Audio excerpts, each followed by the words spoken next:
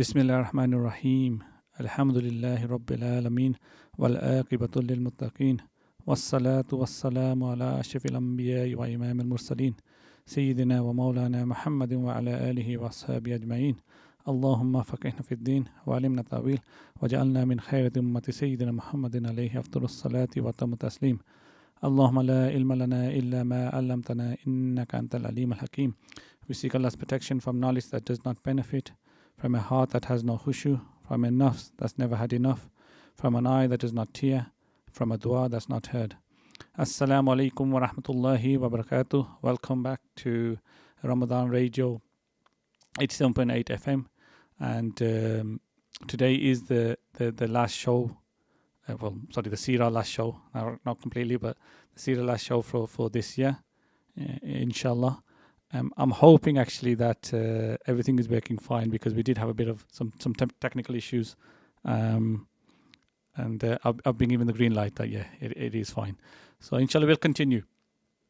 One of the things I want to actually mention before we continue is that there will be a call to prayer from the Molyneux Stadium, inshallah, at Maghrib time, and I'm sure you all guys know what time Maghrib is. It's amazing how if you normally ask someone what time Maghrib is outside of Ramadan, around about 8ish, etc. Ask them within Ramadan, 7:58 straight away. Everyone knows it during Ramadan when it is. So inshallah, this was done last year as well. I mean, there was a bit of some people felt that it was not announced, etc. Because the first time it was done it was just, I suppose, unannounced, and it just kind of decided promptly. So there was nothing to kind of, I suppose, advertise it, because people were really looking forward to, that's something that we would want to be kind of our kids' experience. Because when you go to the likes of, say, South Asia, Middle East, etc., you hear the adhan being cited out aloud throughout the streets. So subhanallah, it would be an amazing experience for us as well here in the UK to experience that. So we're grateful to Wolves and the people and all those are involved for doing this. So do definitely listen out for it, and it would be a good experience for the youngsters, the kids. So have everyone kind of ready and prepared for it, inshallah.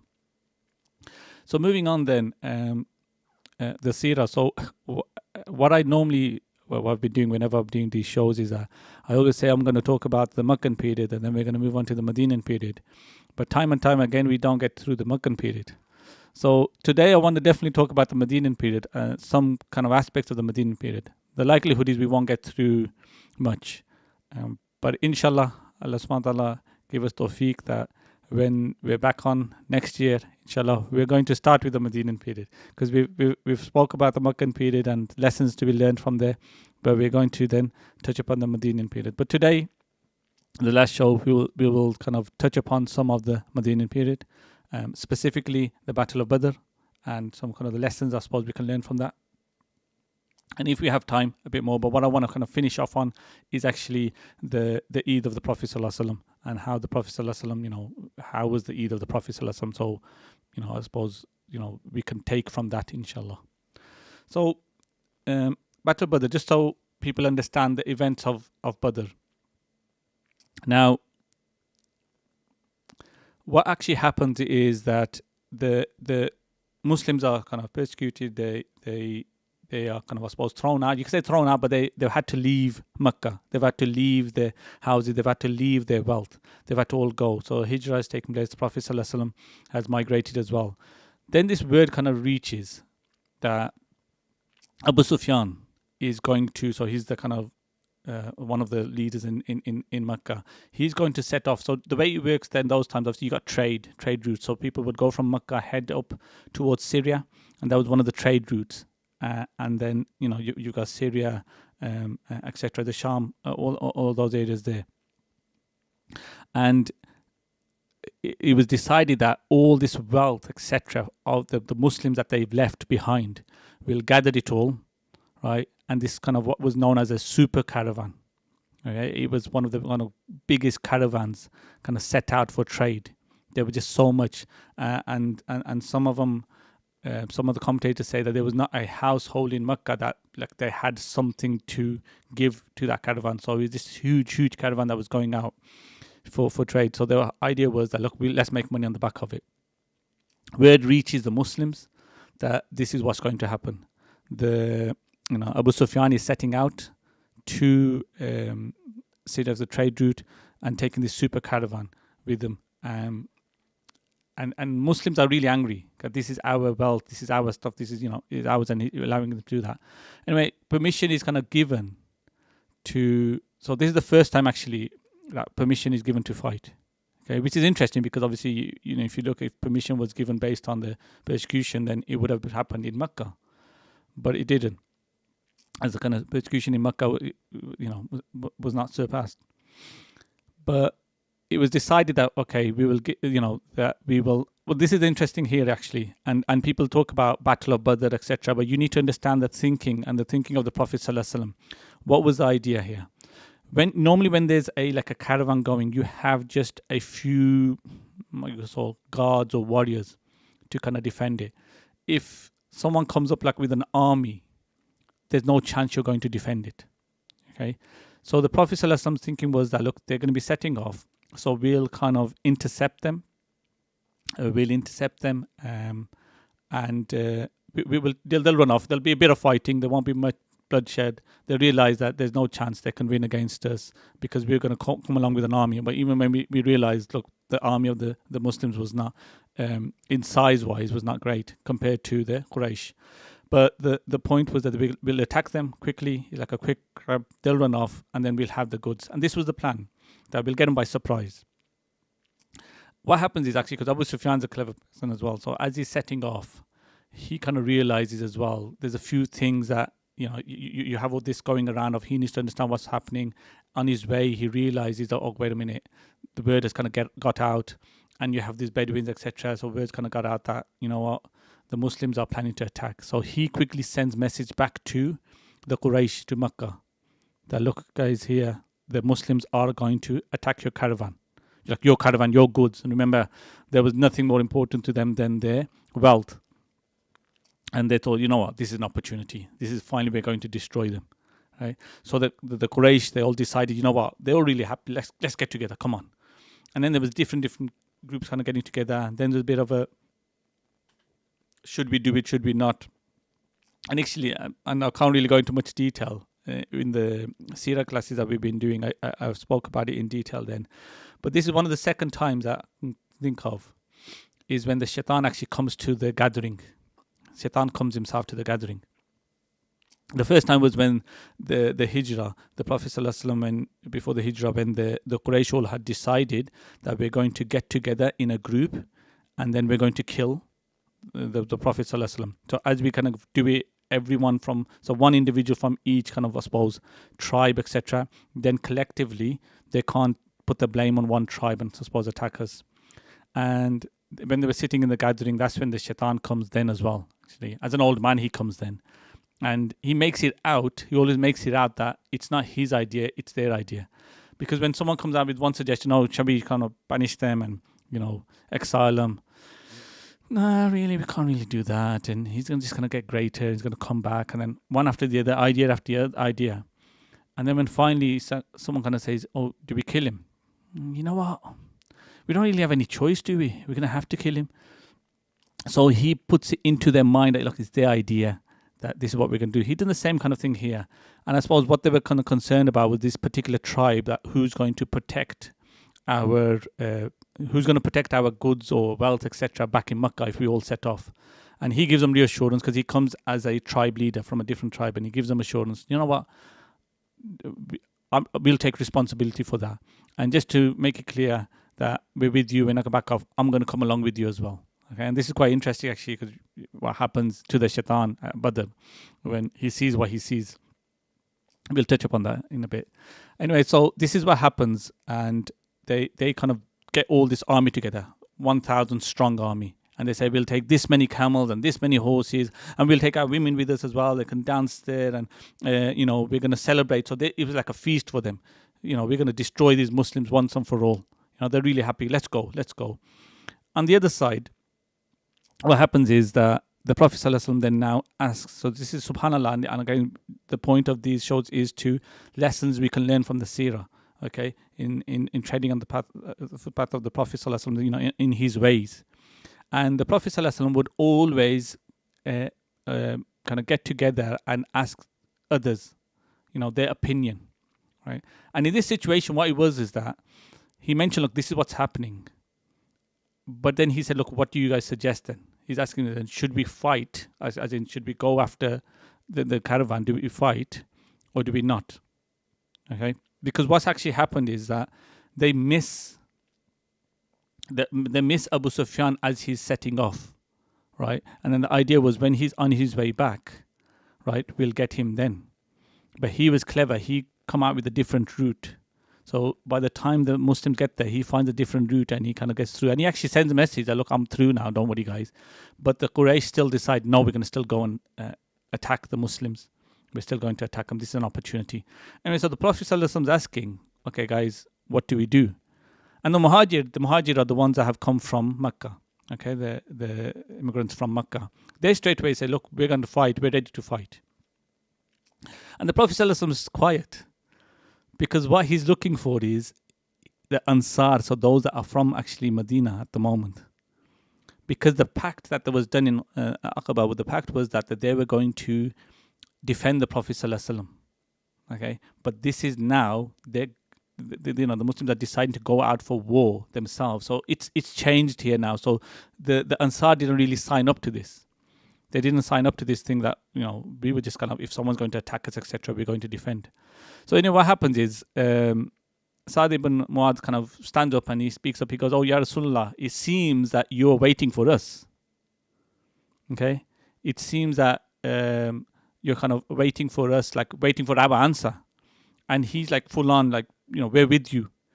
Whatever you decide to do, we're with you and we're going to be with you, everything. And one of the things he says is that if you ask us to go to the ocean and ask us to jump into the ocean, that's something we're willing to do as well. I think like that was something, seeing the ocean, etc., and all that. That was something kind of new. There's like overwhelming for the Arabs. So you gave that as an example. Even if you take us all the way to the ocean and tell us to jump into the ocean, we'll do it. And subhanAllah, the Prophet ﷺ got really pleased then. He's like, so he's basically saying that, the pact we made with you at Aqaba is not a worldly pact anymore. It's about our deen, etc. now. Right? So the Prophet ﷺ gets happy, so they sent out. So what he always would do was he would send out scouts. Okay, the Prophet ﷺ would always send out scouts. And now one of the mistakes that we kind of find Muslims making in that we think we're still in, not even the 7th century Arabia, but a kind of fictionalized version of the 7th century Arabia. We're not. We live in the 21st century. The way you kind of you spread this religion. The way you bring guidance and light to people. It's not, in the kind of 21st century is not the same as you would have done in the kind of 7th century, which is not the same as you would have done in the 14th century or the 16th century, etc. So times change and Muslims need to think strategically. The Prophet ﷺ thought strategically. Okay, despite the fact that he received revelation, despite the fact, the Prophet ﷺ did not kind of sit on the Musalla and say, oh Allah, tell me when a caravan is passing by Medina. Oh Allah, tell me if any army is massing to come against Medina. He ﷺ used to, send out scouts. He sends out scouts. He kind of used a network of informants from the Bedouin tribes. Okay, he did the very, he did what everyone would do. Okay, that's how everyone worked. Okay, so this is again him teaching us, and that's what he has done throughout his life. He's teaching us. So yeah, when the Bedouins came into Medina, they would ask them, okay, you know what? Have you seen anything? Is anything unusual happening? Oh yeah, sort of. Gathering of people, there was like loads of like 150 people in such and such place, and then you find another tribe coming from, there, and 150 people are getting away off, like they find out what's happening then, okay, they find out what's happening. So then he would send out some more scouts, okay, this area, this is what we need to be looking at. Okay, it wasn't all, wait for revelation to come, and sometimes, best part of it, best thing, sometimes the scouts were wrong, okay, sometimes the informant lied, sometimes the Muslims went to the wrong place, okay, the army went to the wrong place. They missed the caravan. Okay, if it was all kind of divine assistance and easy, no problem. Then who will send? Will they need to send anyone out anyway? Okay, but this was all a test actually for the Muslims as well, that they know they're going to be facing a large army here. Okay? This is a test for them. Now imagine yourself in that situation. How would have you reacted? And in so many situations, if you put yourself in that situation, how strong was your iman? We talk about time and time again, only if we were in the time of the Prophet ﷺ. But really, would you have reacted as those were there? Right? So what happens is they set off then, and what they do, they reach a place called Badr. Okay, known for the wells of Badr, right? The wells of Badr. So what happens again, and this is the mercy of the Prophet ﷺ. The Prophet ﷺ kind of sets up one of the wells. So he actually allows the other one for the Quraysh, as in an army is going to come, right? They're going to be thirsty, etc. They can then set up there and get the water from those wells. And one of the Sahaba actually said that, Rasulullah, is this, like, if you can, I can make a suggestion. Okay, is this your kind of, you decided this, or is this revelation? Because if it's revelation, then that's it. It's from Allah subhanahu wa ta'ala. There's no question at all. But if it's the Prophet sallallahu alaihi wasallam, himself thinking, let's do this, and is it the mercy of the Prophet sallallahu alaihi wasallam, then okay, I've got a suggestion. So the Sahaba said that, why is it that we're camping at this well? We need to camp at the one kind of furthest out, so that way we got control of all the water. They have to then come to us like that. So don't make it easy for them, basically. This is war. Don't make it easy for them. Right?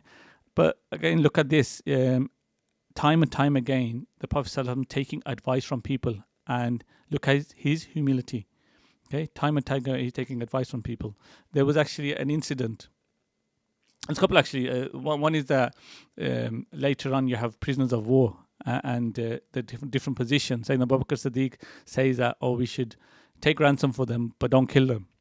Okay, because again, Sayyidina Abu Bakr Siddiq was about this mercy as well, same as the Prophet ﷺ.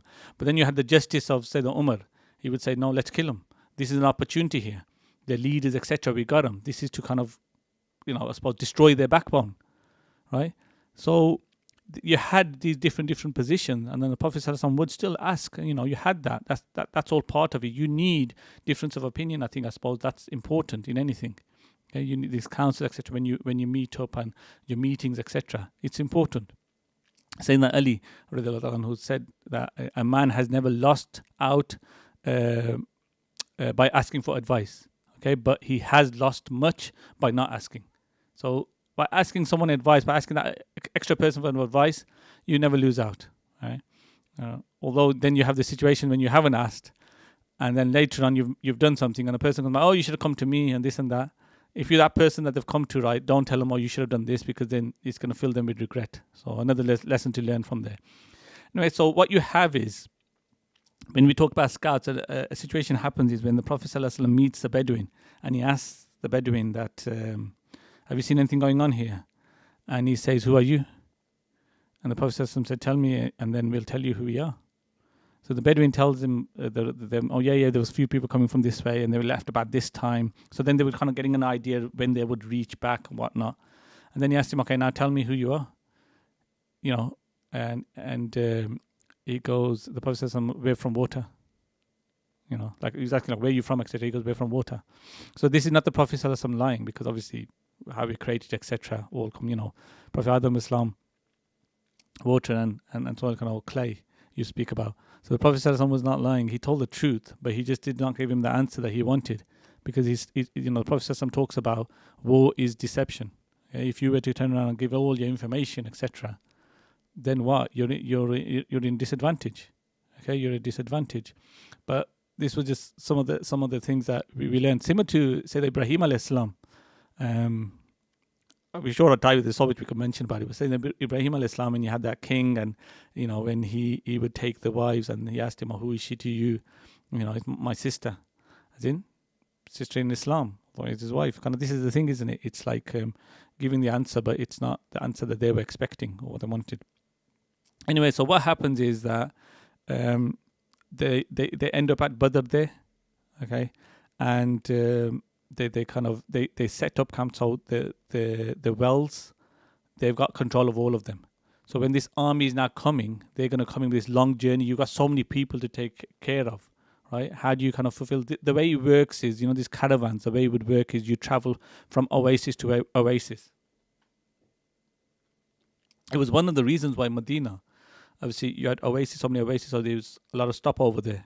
Okay, one of the reasons why Mecca actually finally it started to become populated um, after the Zamzam water came about, because it was known as that, as I say, it was known as Bakka. But no one would come to the valley there, because why would you go through there? There's no water, nothing, it was just desert. But then when Zamzam water came about, that's when then people started to. So what happens is, as you're traveling, you look up at the skies, and when you see kind of birds, etc., you know that they're going to be, because they're going to be going in a desert. They're after water as well. So you know, in those kind of locations where they're kind of, they're flying around, there's got to be water. And that's how then when caravans going past would then come to the valley of Bakka, and they see there a mother and her son, and then she's in charge of the Zamzam. So they make a deal with it, like, if you can allow us to drink from the Zamzam, then we'll set up, and we'll set up kind of make buildings, etc., houses, whatnot. And this is how then Makkah started to get populated, and more and more then people came about. So oasis to oasis is really important. So you got this army then coming along, this long journey, right, to Badr. Badr is about about an hour and in car, hour and 15 minutes away from Medina. So it's still kind of towards Medina side rather than Mecca side. So this journey of theirs was quite long. So as they turn up there, what do they want? They want water. They need to feed get their animals, the horses, etc. They need water as well. Right? But what you've done is you've blocked it off. They've set up and you've blocked it off. So this has made it more difficult for them. And again, another strategy. But again, this strategy came about from one of the Sahaba, because the Prophet ﷺ would continuously listen to others, right? He would listen to others. Humility is part of that. You could have said, look, the best example is from the Prophet ﷺ. His thought process, etc., everything best, the most intelligent person, okay? And, we talk about Einstein, etc., and all that. Look at Imam Ghazali, right? How amazing Imam Ghazali was. So imagine how his leader was, the Prophet ﷺ, right?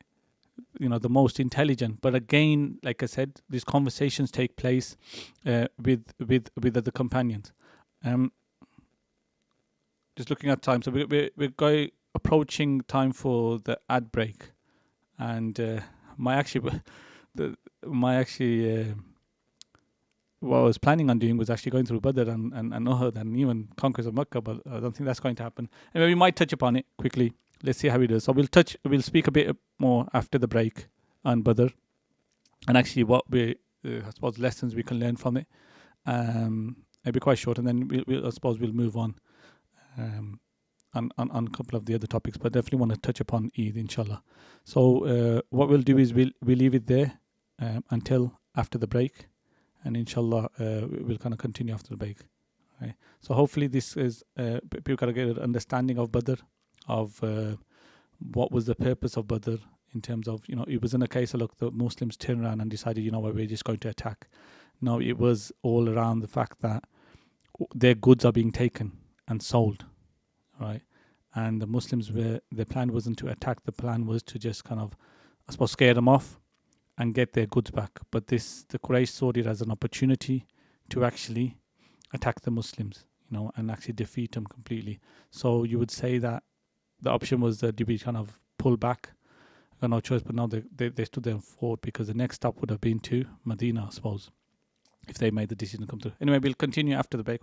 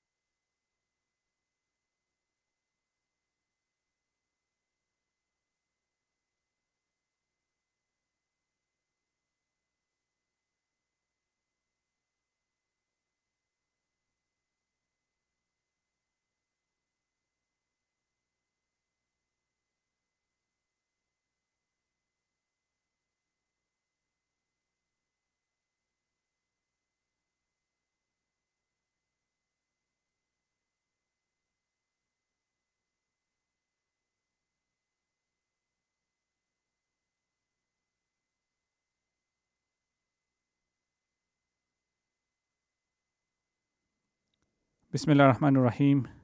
Assalamu alaikum wa rahmatullah. Welcome back to Ramadan Radio Wolverhampton, 87.8 FM. You can view us on Facebook and YouTube, amongst others. So we were speaking before the break around the Battle of Badr. Okay, we gave a bit of a background of the Battle of Badr and the backstory, I suppose, why it came about. Why the Battle of Badr actually takes place. And as soon as you kind of hear the name Battle of Badr, straight a person starts thinking, okay, we just like this fierce fighting, and then the Muslims kind of took it on their part that we've had enough, and we're going to attack you. Now that wasn't the case. All right, the case was it was all around this caravan that was traveling with the goods of the Muslims, and the Muslims felt that, look, this is our hard-earned wealth that we've earned, and we deserve to have it back. And they were given permission. First time it was given permission to fight. Anyway, so the battle takes place. So what you have is these 313, that's known as famously, 313 fighters from the Muslim side against, 1,000 from the Quraysh side. And what actually happens is that as they're traveling, the shaitan, remember, he's with them. Okay, and he sees at a distance angels descending. At a distance, he sees angels descending, and this is the way he's described actually in the Quran as well. And that he just turns, and then he runs, because he knows what's coming. Okay, he knows what's coming, and the people are calling behind because he was there in the form of a man. And you have angels. So Allah subhanahu wa ta'ala sends angels to accompany the Muslims fighting, and there was a description of how the kind of the mountains from where they were descending. And the Sahaba, they describe how even before we were there to strike, they would fall before us. Okay, and there's so much descriptions given of angels, right? So that's the Battle of Badr, right? And what actually happens before the Battle of Badr, and it's kind of one of the things, and this is the lessons I want to kind of pick on, basically. First of all, the day or the day before the battle, the Prophet ﷺ goes around. Okay, he goes around and he kind of marks out every kind of spot. Okay, this is where this person's going to die. Like the Quraysh, the leaders, etc. This is where this one's going to die. This is where this one's going to die. So just identifying all of them. And actually later on, after the battle, this is exactly where each one of those people die, and that's where they are. So the Prophet ﷺ is that this is all, Allah subhanahu wa ta'ala has guaranteed and we've given reassurance. Allah subhanahu wa ta'ala has guaranteed that they will get victory. They will gain victory. Okay. Yet what happens is that the following night, that night, when everyone else is there resting, the Prophet ﷺ is there making dua, crying, making dua. He said to Allah subhanahu wa ta'ala that this is, if these people, so these 313 that are here now, if they're destroyed, nothing will be left of your religion. And subhanAllah, just imagine that. And that this is why this event, this battle is so important. 313 there defending. That's what was left of the Muslims. Okay. If they did not succeed in that time, remember you're going against a strong army. If they decide, we can't take this. This is why time and time again we remember in Ramadan actually, right? In Ramadan this takes place. 17th of Ramadan. And we remember it all the time, right? And there's a list of all those that took place in the battle. There's a list of the martyrs as well. They defended it there. And we get to see it now. And look how the religion has flourished after that. Right? So the Prophet is making dua that if these 13 are destroyed, then that's your religion will be gone. So he's crying so much and making so much dua that Sayyidina Abu Bakr Siddiq comes from behind and hugs him. He's like, that's enough, Ya Rasulullah. How much are you going to cry? How much are you going to do? Surely Allah subhanahu wa ta'ala will not forsake you. It's almost like Sayyidina Abu Bakr Siddiq thinking like, oh, have you got doubt that, Allah subhanahu wa ta'ala will give you victory? But it's not about doubt. What you understand here is it wasn't doubt, because during the day, the Prophet ﷺ is identifying where everyone's going to die. There's guarantee that they're going to be victors.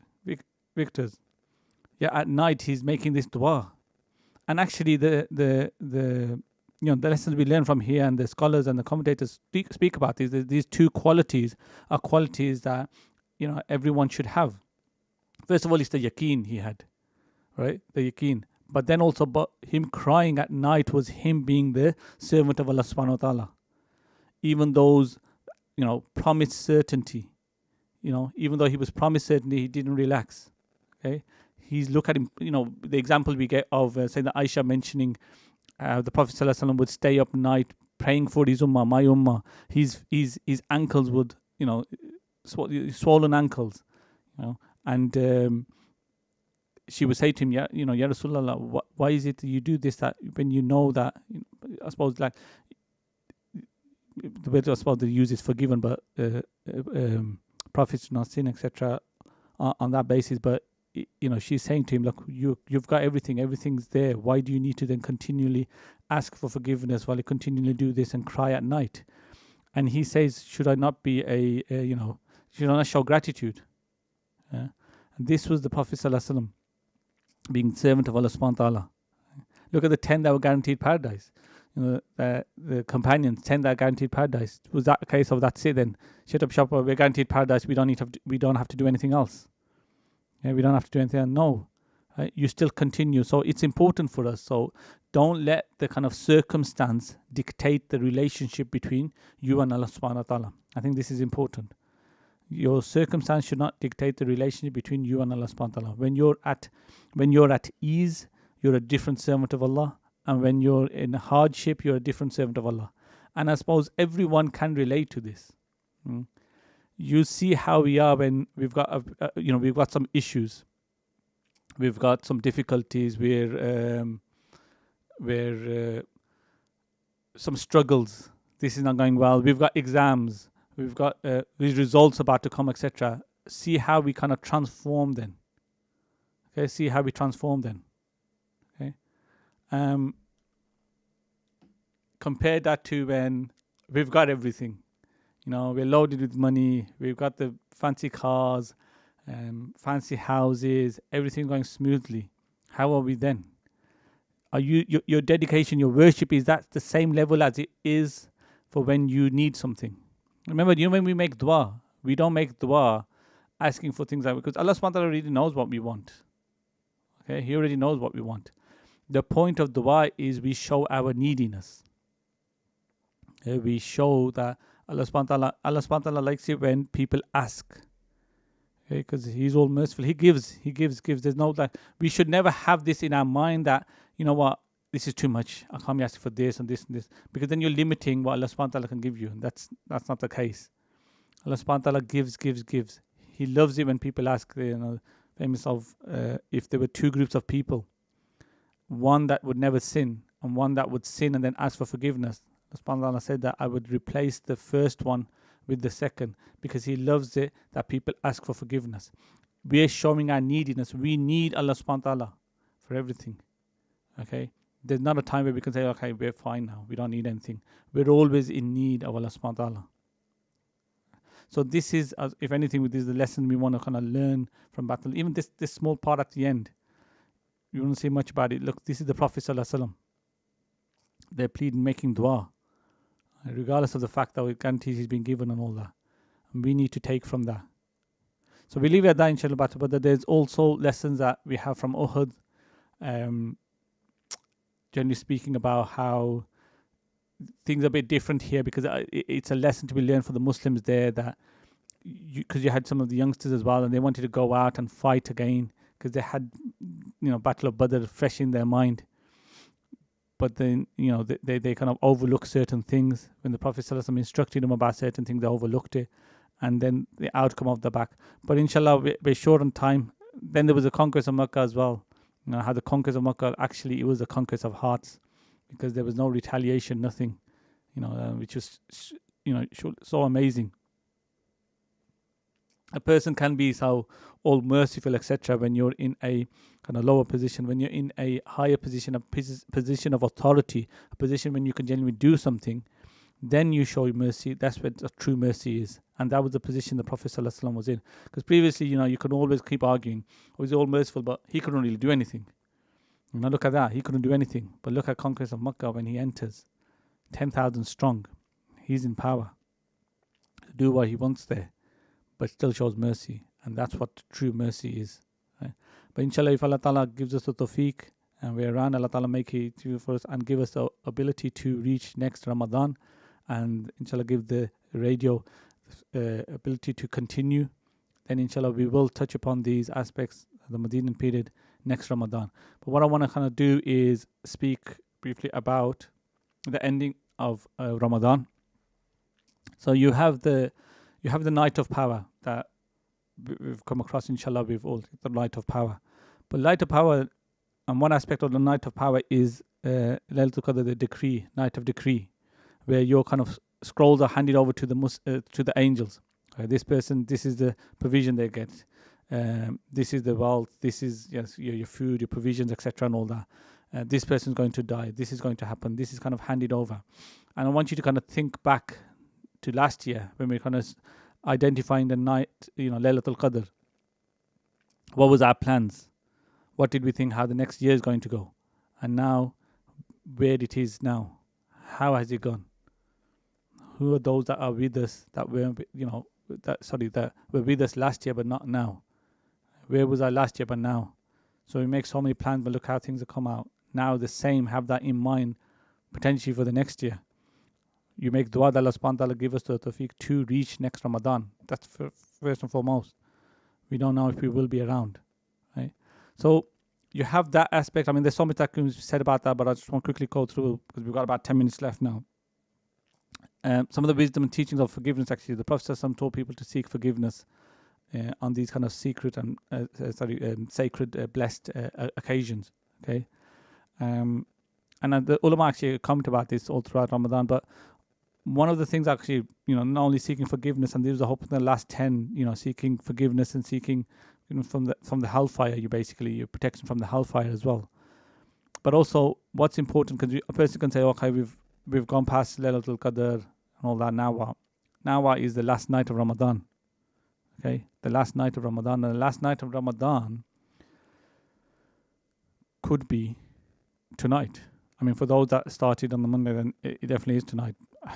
I say that pretty soon you'll have Saudi Arabia announcing whether Eid is tomorrow for them. I'd be very surprised if the announcement is made for tomorrow, but I can't be 100% sure on that. But the likelihood is that Eid will be on Wednesday for everyone. That's from what I can tell.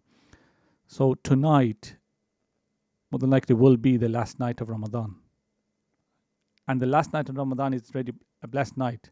And just as we describe the virtues of the first night of Ramadan, someone will also highlight the greatness and the honor of the last night of Ramadan. And Sayyidina Abu Hurairah narrates that the Prophet ﷺ said, my ummah has been given 5 things in relation to Ramadan, which were not given to any other nation. One is that the odor from the mouth of the fasting person is more beloved to Allah subhanahu wa ta'ala than musk. Number 2, until iftar, the angels seek forgiveness for the fasting person. Number 3, paradise is decorated every day with the promise that its inhabitants will be arriving soon. Number 4, the devils are chained and restrained in Ramadan. Number 5, the ummah is forgiven in the last night. And then he's asked, and this is subhanAllah, the thinking of the companions, is that Laylatul Qadr? And the Prophet said, no, the worker is only paid on completing his work. So the last night of Ramadan is blessed, as is the 2 Eid nights. So remember, the night precedes the day. So after darkness comes the light. So tonight is blessed, and tomorrow night also, if the announcement is made for Eid, for those that do it based on the moon sighting, then Eid night, and Eid night is a blessed night. So don't be wasting it. If you need to get your haircut, go get your haircut now, right? Don't kind of spend all night, Eid night in the barbers, wait to get your haircut, right? Be doing some ibadah. I think this is important. We cannot neglect the nights of Eid, and this is unfortunate. Don't neglect the nights of Eid. But anyway, so the last night of Ramadan is really important. The Sahaba would actually spend 6 months making dua to attain Ramadan, and then 6 months for its acceptance. So this is the period where following Ramadan, you make dua for the acceptance of it. So what is your position? How are you going to be after Ramadan? So quickly, let's touch upon Eid. So whoever kind of the practice of staying awake on the Eid night, I've already mentioned actually, whoever stands in the night of Eid for the pleasure of Allah subhanahu wa ta'ala, his heart will not die on the day. All hearts will die. Okay. So just as we pray through the night of the last Ashara, the Prophet would also stand in the night of Eid and encourage his ummah to do so too. And on the day of Eid, the Prophet denoted the day of Eid as the day of reward. Okay, he says some would wear good clothes. He ordered the companions to wear the best clothes and apply the best fragrance. He would make ghusl before, actually, and this is before he would leave for Eid prayer. His practice was to eat something. Okay, before leaving Eid prayer, he would eat something. And actually, it was the opposite when he came to Eid al-Adha. He would eat after the Eid prayer, Eid al-Adha. But Eid al-Fitr, so this Eid now, he would eat something. Speaking something sweet. Usually it was dates before he would go for Eid prayer. Okay, the Prophet Sayyidina Buraidah narrates that the Prophet would not go out on the day of Fitr until having eaten, and he would not eat on the day of Adha until returning. Okay. And Muslim Ahmad additional words is after returning on the day of Adha, he would eat from the sacrificial animal. Offering prayers in an open space. This is probably something that we rarely do. We kind of suppose it's done in Eid in the park for big Eid usually. But yeah, it's a sunnah practice. The Prophet would not offer the Eid prayer in the mosque. It's just the weather we have here. We'd be freezing outside. But the Prophet would not offer the Eid prayer in the mosque, but would do it in an open space. And it's sunnah to offer Eid prayer in an open field. But I suppose if they, lack of space, etc., and all that, that's why we do it in the masjid. Okay, so Abu Hurairah narrates that it rained on the day of Eid, so the Prophet prayed the Eid prayer in the masjid. Okay.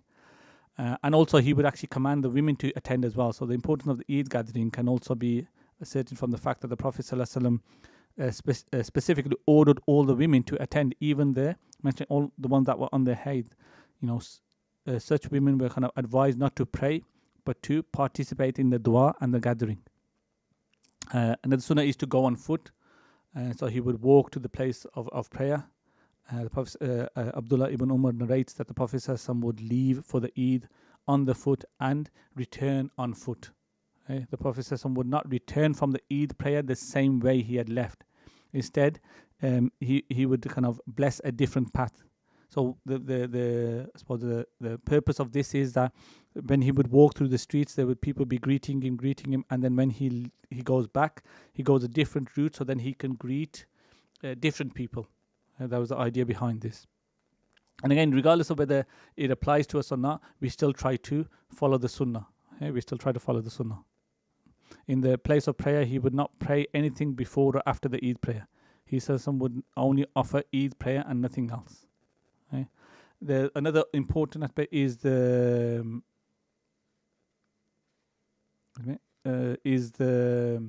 Sadqatul Fitr. Okay, so Islam has taught us to always remember the poor, the destitute, and orphans, especially in times of happiness. And the Prophet ﷺ instructed the Muslims to pay Sadqatul Fitr on the occasion of Eid al-Fitr, because kind of a good host always sends its guests away with good gifts. And the month of Ramadan is like a guest to us from Allah subhanahu wa ta'ala, and we should send it back with gifts, and Fitr is one of those gifts. Okay, so Abdullah ibn Abbas narrates that he made Sadaqah al-Fitr compulsory because it purifies the fasting person from useless and obscene words, and it feeds the poor. Okay? And the timing obviously is that it can be paid any time during Ramadan, but it's important to pay before offering the Eid prayer. Even if it's like you forgot or you've not, you still can pray after Eid prayer, but the ideal time is before Eid prayer. And actually, what I always kind of say is that we should really be paying it a lot earlier, because the purpose is that if you're going, unless there's someone local that is poor who you give your zakat of fitr to, where then you can go and give them literally, the day before Eid or whatnot. But the idea here is for them to benefit from what you're giving on Eid. And if you're going to be giving it on Eid day, by the time it reaches them, although chalo, alhamdulillah, still it's something for them, but ideally the purpose is to so they can enjoy Eid. Okay, they can enjoy Eid. And the practice of the companion was that they would pay for 1 or 2 days before Eid. That was also practice of the companions. And then finally we'll finish off on the 6th fast of Shawwal. And it's whoever fasts Ramadan and follows it with 6 days of Shawwal, it will be as if he fasted for a lifetime. So fasting the fast of Shawwal, so you can fast any throughout the month of Shawwal, 6 fast, and Allah subhanahu wa ta'ala, by doing that, it's as if you fasted for the entire year. So again, another kind of blessed practice. We're just, I suppose, running down now, just a few minutes left. So kind of finishing things off. I'm grateful to everyone who has been listening. Inshallah, you found it beneficial. It becomes difficult because it's a short time and there's a certain points that you want to get across, and there's so much that you can speak about when it comes to the Seerah. And usually what happens is you start talking about a bit of everything and don't end up doing justice to anything. But the key points that we've tried to raise, and I suppose lessons that we want to try to take from them, hopefully people have been focusing on that. So people have focused on the themes. I think that's important. As in with fiqh, etc. When you look at the principle and you apply the principle, and you kind of apply across the board. So inshallah, people have found it beneficial. And what we need to see, really question ourselves now, is about when Ramadan leaves us, now what? So what kind of good practice in Ramadan will we continue? When I did the show, actually, our show was the first live show in Ramadan. And I said that, think about how you are now. The purpose here is that you need to be leaving Ramadan a better person. So ask yourself that question. Are you leaving a better person? Okay? Even if the answer is no, but what are you going to do to rectify that? What little actions are you going to take? I think the mistake people the mistake they make is that they try to do everything they were doing in Ramadan outside Ramadan. Ramadan comes with its own blessedness, special power. You'll see straight away. You try to stay up at night. You try to fast and stay up at night, and you'll see how tired you get. Ramadan comes with its own blessing, its own power. So you won't be able to do exactly replicating what you do in Ramadan, but take something away, right? If you weren't praying, then at least be praying. If you weren't reading Quran, then at least be reading Quran, a bit of it. Right? So try your best to take something away, and continue to, and doing it consistently. That's really important. Okay? Don't forget, because what's going to happen tomorrow night, more than likely, literally after Maghrib, if the moon's sighted, then the shaitan's free and he's back at work. And you normally find that out actually on Eid night, right? And you got the whispers of the shaitan, and he'll be coming back. Everything will be coming back. He's there to make your life difficult. And if he's actually focusing on you, if his little minions are kind of focusing on you and talking to you, it means he's worried about you. You're on the right path. If he's not bothering you, then you need to kind of definitely question yourself more and more. But inshallah, Allah subhanahu wa ta'ala make it easy for us. Allah subhanahu wa ta'ala bless everything that we've done in this month, accept all our ibadah in this month, accept all our du'as in this month. Okay, continue, give us the tawfiq to continue outside of Ramadan. Okay, Allah subhanahu wa ta'ala make it easier. Bless the registration and all those that have been involved with it, inshallah, as well. All the presenters, everyone. Sallallahu alayhi wa sallam, Muhammad wa barik wa sallim wa salli alayhi. Subhana rabbika rabbil izzati amma yasifun. Assalamu alaikum wa rahmatullahi wa barakatuh.